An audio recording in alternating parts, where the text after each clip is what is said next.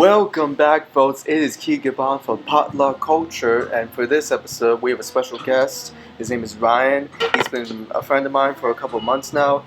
Ryan has actually been a guest star on a couple of my reenactments for my main videos, and it's been a lot of fun. Yeah, it actually, has. we've had a lot of fun making those videos. Yeah. How many did we make actually? I think I've been involved in at least 3. Oh yeah, because there was Beetlejuice. There was we did Nosferatu. Yep. And the Sherlock Holmes. Sherlock, yeah. Yep. Yeah, that's right, yeah. So if you guys want, go to my reenactment playlist and you will find those videos. Now, for the last episode, we talked about what our thoughts were and the analysis for the trailer for Deadpool and Wolverine, which released last Super Bowl. And we covered what my thoughts were for the cast reveal for the new Fantastic Four, which is now called First Steps, which we will be releasing this July, which I'm really excited for. I'm sure some of you guys are out there. If you're not, then hey, why are you watching this anyway? It'll be a midsummer treat for us, a hot treat. Yes. Well, today we're going to cover something that I've seen a lot of people talk about on their YouTube channels, and that is the latest info that James Gunn has delivered for his plans for his DC universe. Which I don't know if how much do you know about DC and what James Gunn is doing? Well, with James Gunn, I know he is the CEO, the head honcho of DC Universe, and so I know he has a lot of say, a lot of power, a lot of his vice grip on anything DC. So yes, because he started off as just your average movie director. That's right. He even did a whole trilogy for Guardians of the Galaxy. Yep. Even a producer for Infinity War and Endgame. That's right. And now he's moved on to, well, he's still a director and a writer, but now he's moved to the head honcho of DC and has created DC Studios. It's quite the promotion. Yeah, it's funny, Marvel Studios, DC Studios. But I'm sure he's not going to completely copy Marvel with what they're doing. He's got his own thing going on. Oh, sure. And just looking at the comparisons and the contrasting similarities and likewise between Marvel and DC, it'll be really interesting to see what he can bring up of his own ideas. Exactly. Apart from Marvel. Okay. Yeah. Now, people are saying that just in the week before, or last week, I don't know, I'm trying to sound professional. It's all good. That he actually held a conference with journalists at DC Studios, actually, where he gave them updates, and he actually announced some pretty mind-blowing projects.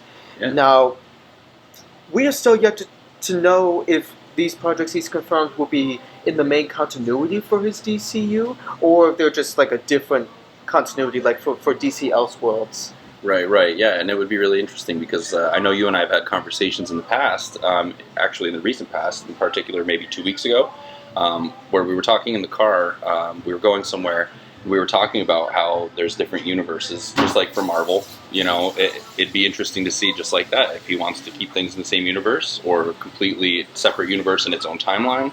I think it's going to be very creative. Because I know about 2 years ago, when he first started creating DC, the DC universe, and much like how Marvel has different sagas, he's calling them chapters. Yes. Within his project slate for Chapter 1, Gods and Monsters, he also mentioned Elseworlds, which will be shows, movies, and documentaries that are outside of the main continuity. Interesting. Like the most recent Superman, the Christopher Reeve story. That was just released on Max, and it's part of DC Elseworlds. No kidding. Yes. And that takes a dive into the real life picture of it all. Yeah, to dive into Chris's career as Superman, and outside of that, and how much of an impact he made. All the way up to his injury and past that, I imagine. Yeah. That's remarkable, yeah. The Superman and Lois show, which was part of the Arrowverse for the DC universe, is actually part of DC Elseworlds, although James has not labeled anything else in the Arrowverse, because I think just for that is because it's a standalone universe, even though it's after Crisis. Sure. I guess he just felt like that. Yep. Teen Titans Go is actually in DC Elseworlds, which is surprising to me. That is a show that I had partially grown up with. And so when I think of Teen Titans, Teen Titans, I don't necessarily think Marvel or DC or either of those affinities when it comes to the superheroes, because you don't think of it as their teens. But yeah, I guess you could correlate into that early beginning of those superheroes. I just find it weird how he has a kids cartoon show that so many people are hating on. I guess he just wants to give it relevance because he loves DC. Sure. Yes. Yeah. Now, the recent Joker films that were released are part of Elseworlds, and this new Batman with Robert Pattinson. Interesting. And the spin-off show, The Penguin. Interesting. I have seen that, yeah. Yes. Awesome. That Batman, we're going to get into that later on in this episode. But anyway, as I was saying, that he has also announced that he and DC Studios have like a 6-year plan for a much like how Marvel had a 10-year plan for like a culmination and such. But James is doing a 6-year plan. But I think he's like unlike Marvel, he's gonna give us a bunch more in such a small time. But I'm pretty sure he's gonna make sure it's completely good. Like for these next 6 years, we'll be given 7 projects within a whole year. That includes 2 live-action films, 1 animated film. Okay. I like how James is going for animation. Yeah, switching it up in there. Probably giving 2D animation a relevance again. Sure. Which I'm sure Disney will soon. 2 live-action series and 2 animated series. Right. Yeah, and going back to the animated film, if you were to go back to just comparing again to Marvel, the Marvel Studios, Into the Spider-Verse, with Miles Morales. Yes. Although I think it's Marvel, but it's mainly Sony, which sure. Yep.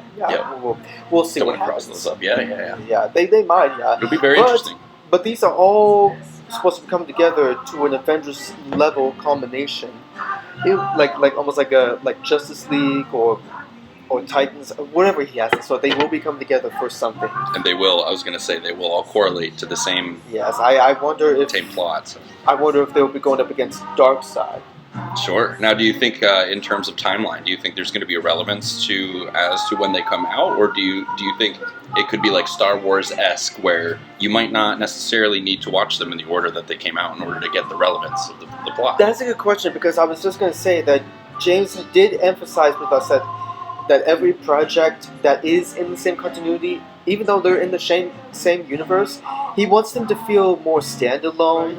That's what I would think, because then, if you watch them in order, I think you're more prone to watch the first one and then never watch it again, and then watch the second one and never watch it again. But you would still get the whole plot, as opposed to having to go back and put the pieces together. I mean, we don't have to binge watch all these super fast. We could just watch the upcoming Superman and Lantern series separately.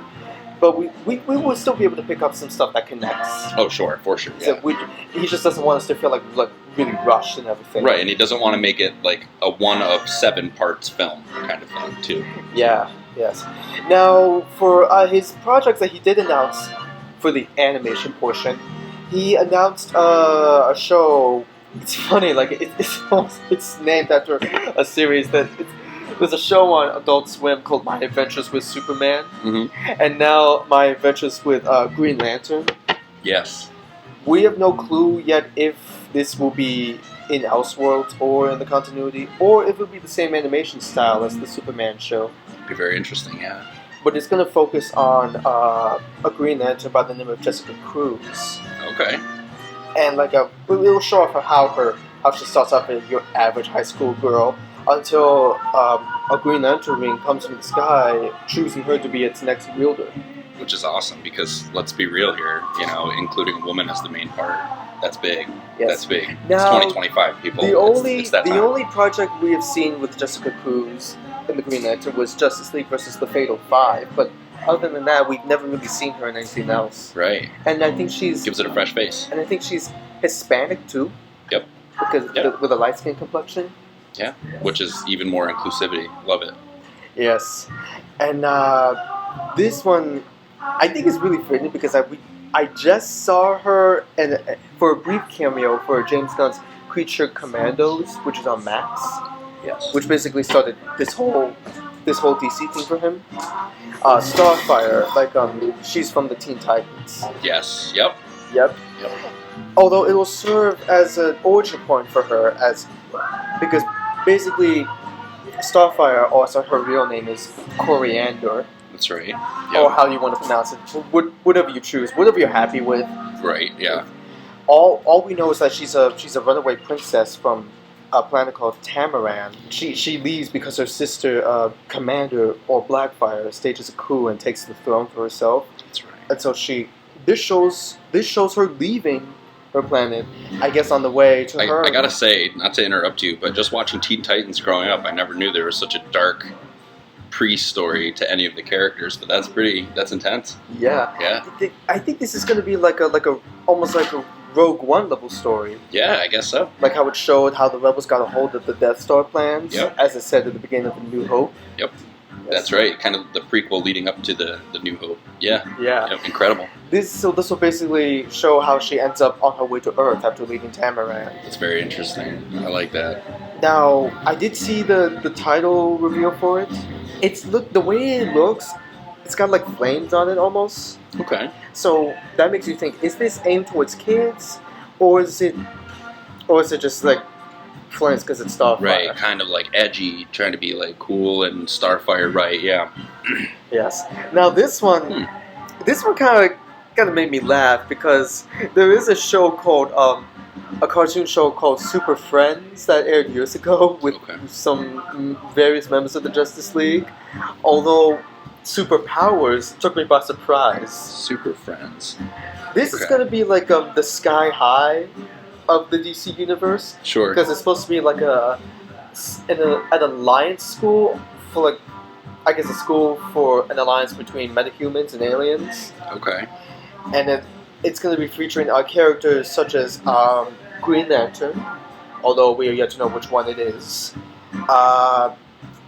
Tara Markov, who is also from the Titans. The Flash. Always gotta have the Flash in there. DC. Yes. Lightning. Plastic Man.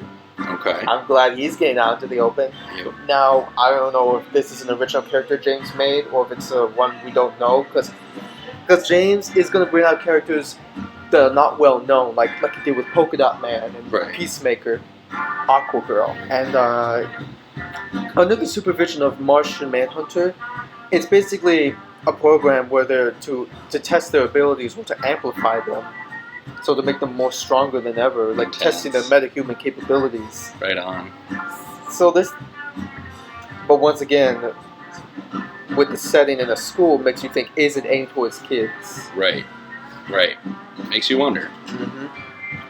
And of course, my brother Nathan, he was telling me not long ago that James has a movie in stock for two Robins, Dick Grayson and Jason Todd, who are the later are known as Nightwing and the Red Hood. And now this is going to be like it's a film, animated, called The Dynamic Duo. Okay. It's funny because Dynamic Duo usually rotates to Batman and Robin. Sure. Although it's interesting because he has confirmed that the plot will be how they go their separate ways, or if they have a falling out with their influence under the training of Batman. Interesting. So it's almost kind of like the good versus the evil Robin, more or less. Yeah. Because Red Hood, he's more like a vigilante who hunts down criminals and takes them out. He has no boundaries. Right. Unlike Batman. That's very interesting. And Nightwing went out to do his own thing. Yeah. Now, for the live action series, he has confirmed that season 2 of Peacemaker is on schedule. Great. It's set to release this August. Now, another summertime treat. Yeah. Now, because Peacemaker released before The Flash, which kind of made a soft reboot to this, I'm unsure if this would be set after this events of season 1 or if it's in a reconnaissance to what happened in The Flash. Right. Almost kind of, again, like what order would you need to keep the relevant information in? Yeah. And there is a Lanterns series in development, set to release in early 2026. Okay. It's supposed to be like a young detective-like show, like a space cop show. All right. Yes. what James wants for this is he wants to have like a veteran Hal Jordan, who was the first Green Lantern, and have the rookie step in, which is John Stewart and Kyle. I can't get his name, but he's a Green Lantern. But I want to see if the guy Gardner Green Lantern will be in, because he is set to appear in the Superman film. Right on. Yes, I like how James is bringing the Green Lanterns into the light again. Yeah, absolutely. Given what Ryan Reynolds did with his Green Lantern. I think just in general, Green Lantern is notably underscored as one of those DC, not just legends, but like staples. Truly, you know, everywhere there's DC Universe, there's always been the Green Lantern. Really. Mm-hmm. You know? Yes. So I guess he really wants to give them a redemption arc, because Sure. I guess people have said, "Oh no, Ryan Reynolds did a terrible job. We don't want to see Green Lantern again. Go, no, yeah." Right. Yes. However, as I said, each project will feel standalone. Each will have a different vibe from it, so that it doesn't feel like bleak as such. Right. Because some projects James has released or is going to release will be either towards all audiences or like a mature theme like Creature Commandos. And I did see, actually, that is something that James Gunn puts a lot of consideration into before picking which writers he wants working on certain projects. Because there's some writers who will appeal more to a mature audience, but there's other writers who will appeal more to a children/teen audience. And actually was just reading something about that earlier, about how he saves some of his most critical and top, just the most notoriety, I should say, or the writers with the most notoriety working on the head DC projects, like Batman, you know, and Superman. Like they put the big top minds together for those titles. That's exactly what he actually confirmed. Actually, that actually falls into place with some projects that are either on hold or are not coming out at all because of things changing and such, like out in the open. Like, because we are supposed to get a Peacemaker spin-off series focused on Amanda Waller. Now that is the woman who, she's kind of like the Thaddeus Ross of the DC universe. Yeah. And Yeah. she's the woman who formed the Suicide Squad. Yes. Although she's done some pretty illegal things to get her way. Yeah. Yeah. You're not wrong. Yes, and now, given with what happened in Peacemaker, she was ratted out by her own daughter. Yep.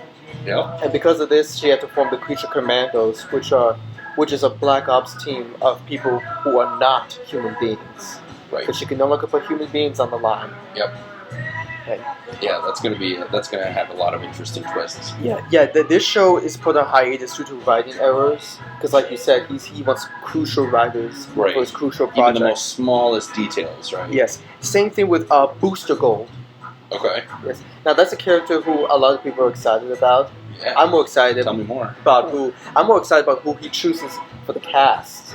That's also another piece that I think people forget is once you're done doing the writing for all of this, then you have to put physical faces to the writers and to the writings, I should say. You know, it's hard not only to just write this as to a way you want it to be portrayed by an audience, but then you have to put the right people in those positions. And that's one thing James Gunn excels at. Because look at what he did for the cast for Superman. Right. Yeah. I mean, those are almost instant cult classics. Exactly. You know? Yeah. Exactly. This show, it's I can see why it's put on hold, because it is a time traveling show, and yet they want to really connect it like really well, especially with the writing. Sure. So he wants to. It's not that he no longer has interest in the character. He wants to get him out. The show has to pivot. Right, and I think doing anything with a timeline change, like any kind of time travel show, you almost have to go back and rewatch what you had already finished and already created, to go back and edit in those fine details, stuff that you might miss. So not only do you have to do the homework to make the first product, but after the first product, you have to do your homework and rewatch it to fix everything that you want to improve, you know? Exactly. So it's very intricate. But again, James Gunn, definitely the guy to do it. Yeah, definitely. And we are supposed to be getting a Wonder Woman prequel series, I'm guessing. Wonderful.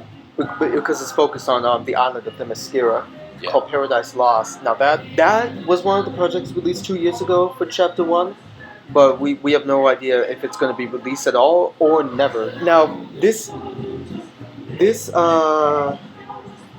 this really, really makes sense because there were some projects that James Gunn has never thought of until someone else points it out to him because you know Clayface? Heard it, yeah. He's a Batman villain. Yep. We recently saw him. Well, I saw him in Creature Commandos, the animated show. It blows my mind that they will want to release a movie for Clayface after that. Wow. So he got some notoriety from that one too. Yeah, because Mike Flanagan, who was the director of Speak No Evil. Okay. Yeah, that's the movie. I didn't see that movie. No, me either. Yeah, no, he just, I don't know what, just wrote a script that he thought was good.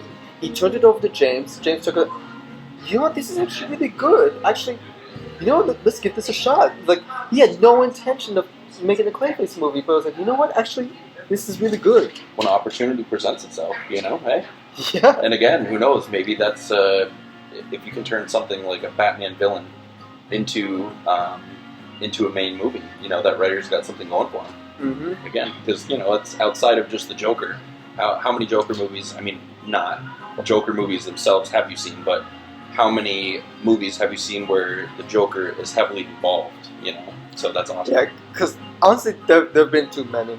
Sure. Yes. It would be nice to see one, but let's give someone else a shot. Yeah, Clayface. That'll be interesting. That'll shake up the DC universe a little bit. Exactly. Sergeant Rock.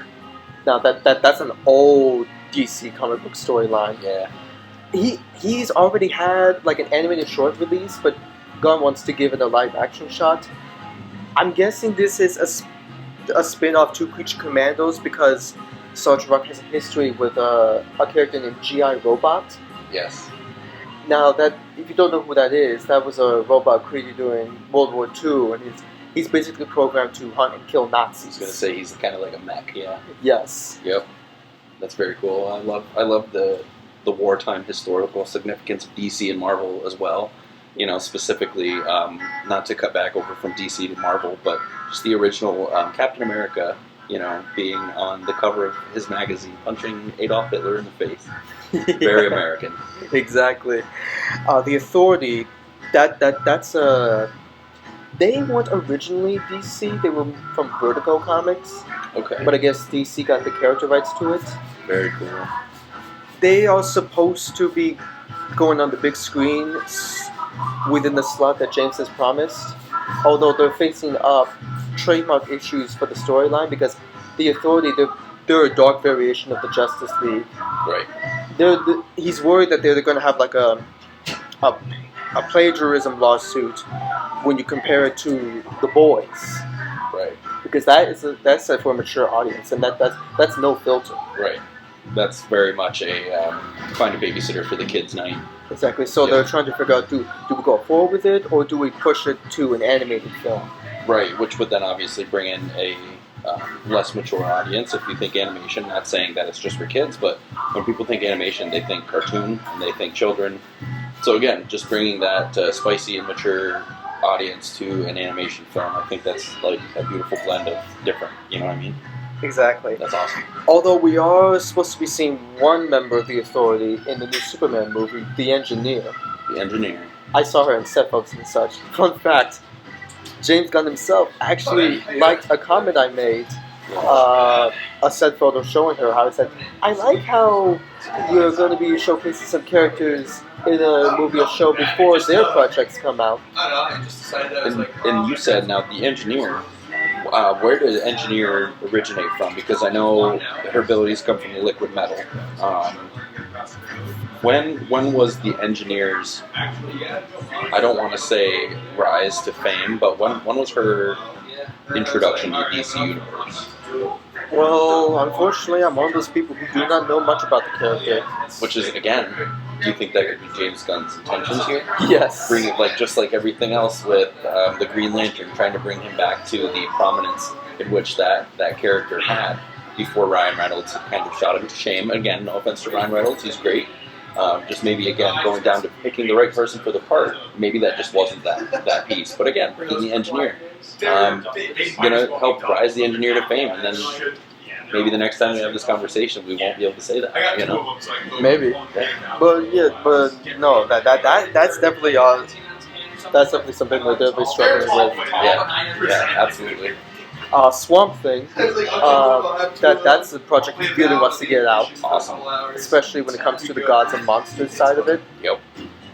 And that'll be interesting because again, Swamp Thing, DC universe. Awesome. I think this would be completely different from the Swamp Thing show that didn't last very long. And I believe that was 2019. Yes. Although we did see them make a cameo in Crisis. Yep, we did. James Mangold is set to direct, but the script is yet to be presented. Interesting. So it's still in the works of being released. They just need a good script. Right.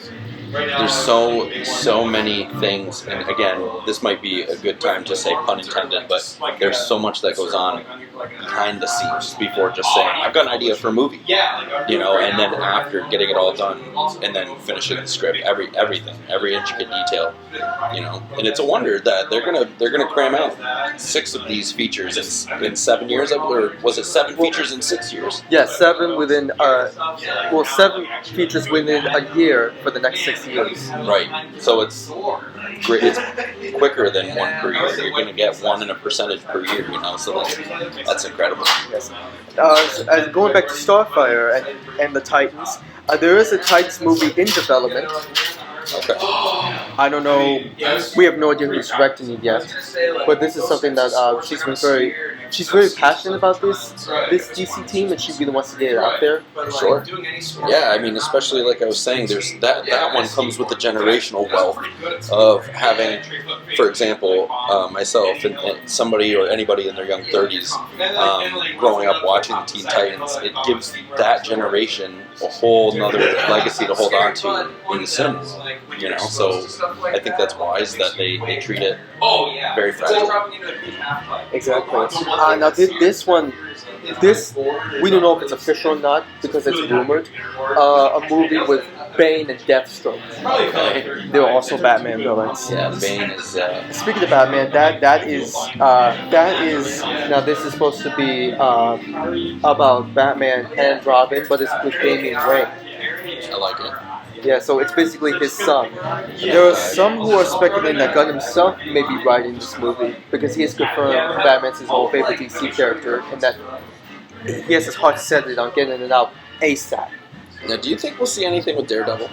Or I should say, not Daredevil, but because it's Marvel, but do you think we would ever see anything? Because there was a Daredevil Batman crossover. And now, I could be wrong. I could not think of the year to save me here, but do you think that would be possibly something? Because when I think of DC, right, I always think of the Batmans and Supermans. And when I think of Marvel, you think of Spider-Man, you think of Hulk, you think of Thor. But there's always those select few that are not always heavily involved that make you question, like, oh, is this one Marvel or is this one DC? And you forget.